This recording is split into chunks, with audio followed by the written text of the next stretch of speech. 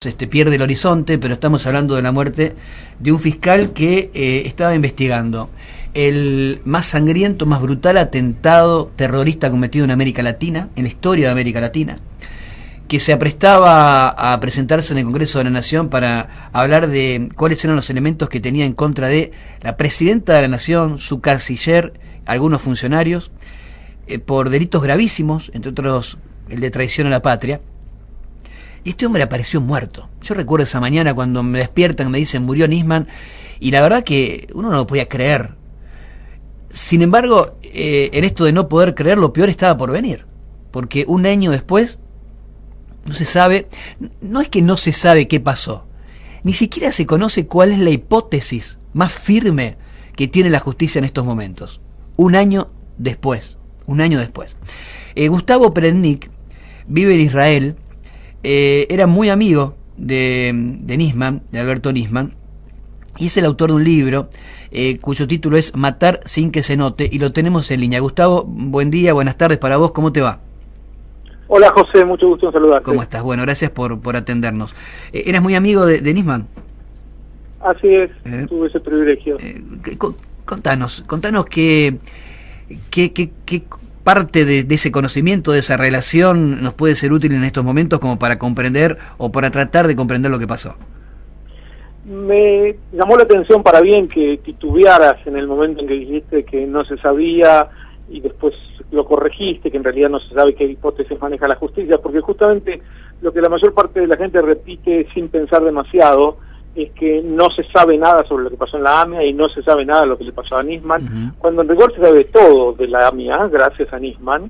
Se sabe quién cometió el atentado, cómo lo financió, el Estado terrorista de Irán, dónde reclutaron al de Hezbollah, Ibrahim Berro, cómo entró por la triple frontera, qué explosivos utilizó. Todo se sabe, digamos, salvo algunos detalles menores que en algún momento se van a saber, pero que ya no hacen a la cuestión esencial. Y esto es gracias a una labor denodada de Nisman y su equipo profesional de la UFI. Con respecto a su asesinato, también se sabe una buena parte. Lo que pasa es que hubo una fiscal que deliberadamente intentó confundir a la opinión pública, sumándose al circo del desprestigio de Nisman por los medios, y que desechaba todas las pruebas irrefutables que había acerca de un homicidio.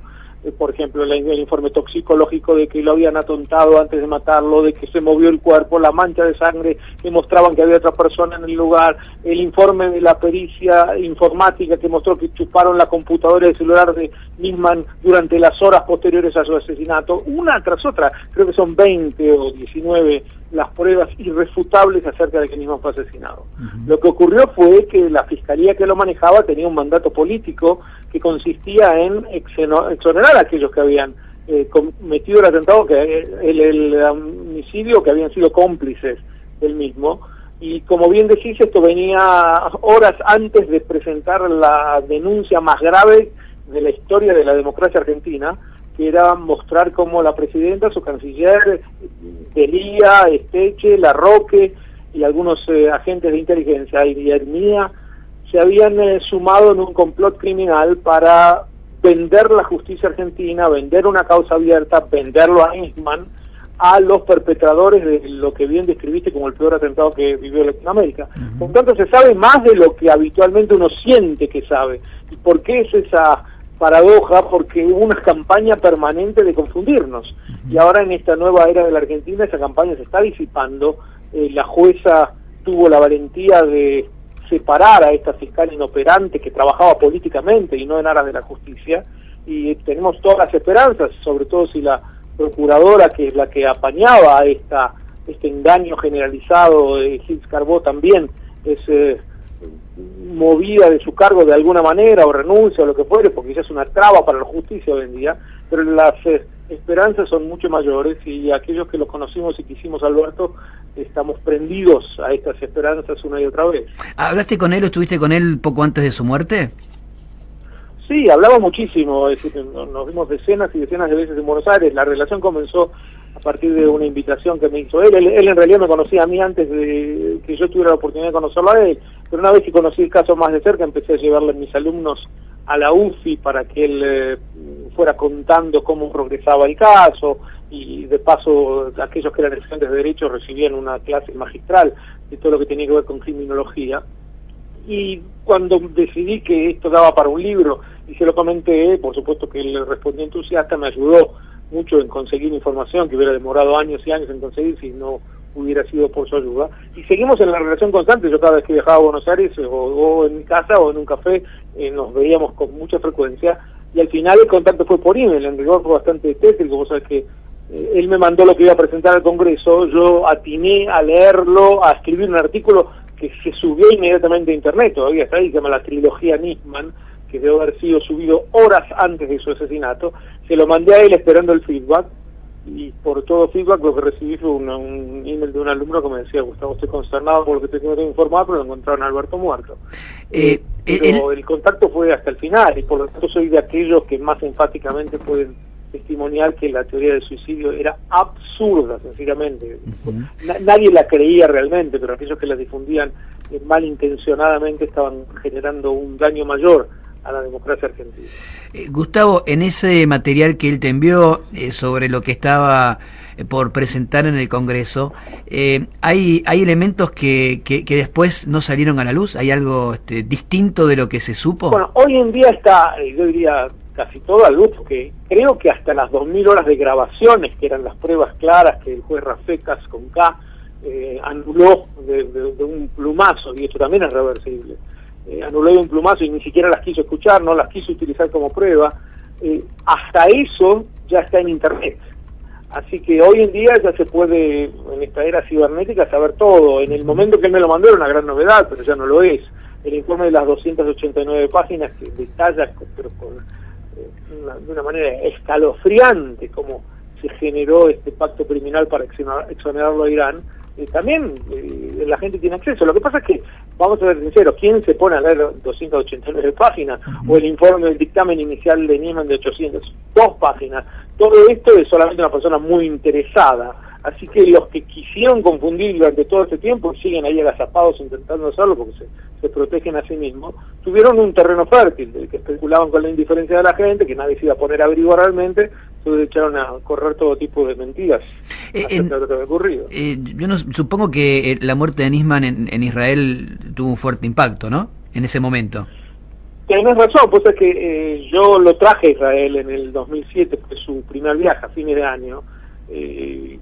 Recorrimos, además de recorrer mucho y hacerlo entrevistarse con todos los medios, y que recibió varios premios y dio varias conferencias, pero creo que fuera de la Argentina, Israel es el país en donde más repercusión tuvo, porque salió en absolutamente todos los medios, en muchos de ellos en primeras páginas.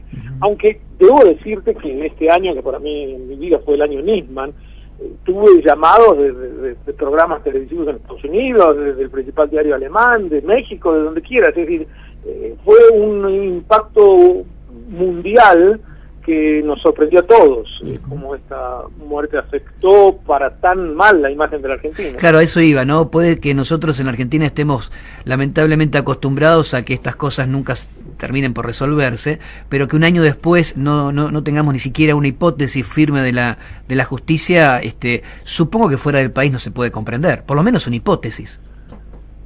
Se puede comprender porque está claro que está siendo manipulado, se puede comprender, no es que eso beneficie a la Argentina el hecho de que se comprenda, porque se comprende que acá hay una mafia que manipuló la información, pero hoy en día eso empieza a quedar en el pasado. E insisto, la hipótesis, como la llamabas, no es oscura. Está clarísimo, José, aún si uno quiere hacer muchos esfuerzos. Sí, me refiero a que la justicia... Lo que pasa es que tenés razón, la justicia aún no se expidió. Claro. Pero confiemos en que en los próximos meses seguramente se va a expedir, después de que la fiscal, que era la gran traba, era el gran obstáculo, había impedido que la justicia se pronunciara como debía, porque lo primero que se revisa en estos casos, y yo no soy un especialista en la materia, es la posibilidad de homicidio. La fiscal hacía todo lo contrario, desechaba todas las pruebas que le traían acerca de homicidio y se ponía a jugar con la posibilidad de un suicidio, aun cuando indagó a la jueza que había sido pareja de Nisman, Sandra Arroyo.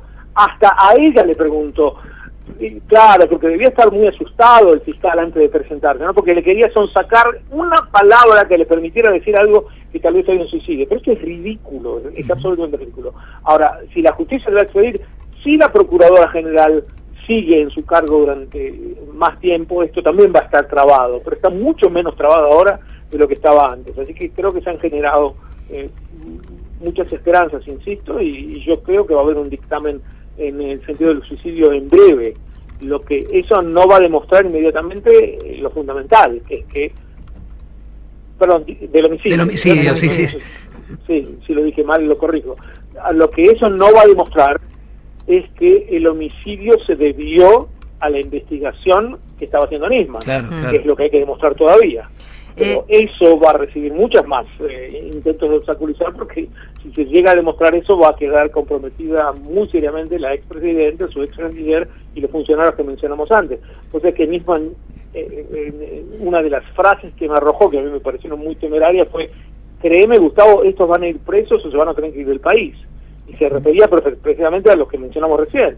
Así que no van a dejar que esto ocurra con tanta facilidad. Están ahí acechando permanentemente para intentar desvirtuar el caso y enterrarlo en la medida de sus posibilidades. Gustavo, escuchándote y ya por un lado sabiendo que cuál es la deuda pendiente de la justicia hasta ahora, después de un año de la muerte del fiscal Nisman, te pregunto cuál es la deuda también del poder político en este caso, porque venimos hablando del narcotráfico hace un rato aquí en el programa, durante toda una semana, de las redes vinculadas del narcotráfico con el poder político, y este caso también tiene una fuerte raíz política que hace que también la justicia esté politizada. Digo, ¿cuál es hoy por hoy la gran deuda que va a tener el poder político para resolver esto? La justicia se empezó a politizar especialmente durante el último mandato de Cristina, que se empezó a politizar todo en la República. Lo que hizo el cristinismo fue intentar destruir las instituciones en una especie de veleidad de emperatriz a quien nadie le marcaba la cancha y que iba por todo, y que ella iba a hacer la gran historia, siempre dando grandes mensajes en donde le explicaba todo a todo el mundo. Y esto hizo que también el caso de Nisman entrara. ¿Por qué? Porque en esta sensación general que tienen muchas veces los aspirantes a dictadores, que son un trabajo, un oficio que por suerte va quedando en la historia, enterrado, porque los estados modernos no se manejan unipersonalmente como hizo la expresidenta, el hecho es que en esa veleidad general que tenía, ella sintió: miren, yo voy a dictar la gran historia, ¿qué importa quién hizo el atentado, quién no lo hizo? No se puede estar enojado con Irán 20 años después, lo que hay que hacer ahora es, y ahí mandó su plan, blanquear a los iraníes, empezar a venderles más mercadería, recibir todas las prebendas que ellos estaban dispuestos a dar, y en el camino para lograr esto no importa nada, es decir, ella vendía toda la justicia argentina, de acuerdo con el memorracho, y así llamo yo al memorando que firmó con Irán. La UFI entera tenía que entregarse a Irán para que ellos revisaran, los asesinos revisaran si estaba bien hecha o no, y de paso se iban a enterar todos los iraníes que colaboraron con la investigación para hacerles, podemos intuir qué, a cada uno de ellos. Y una vez que cayó en esta bola de nieve, cuando Nisman reveló que esto era parte de una denuncia contra ella, y bueno, acá ya uno no puede revertir la situación, hay que sacarlos a Nisman encima, como sea. Una vez que uno entra en esa vorágine, se puede entender cómo se llegan en estos mentes dictatoriales a caer en un lodo que te empantana cada vez más. Aspirantes a dictadores, me quedo con esa imagen.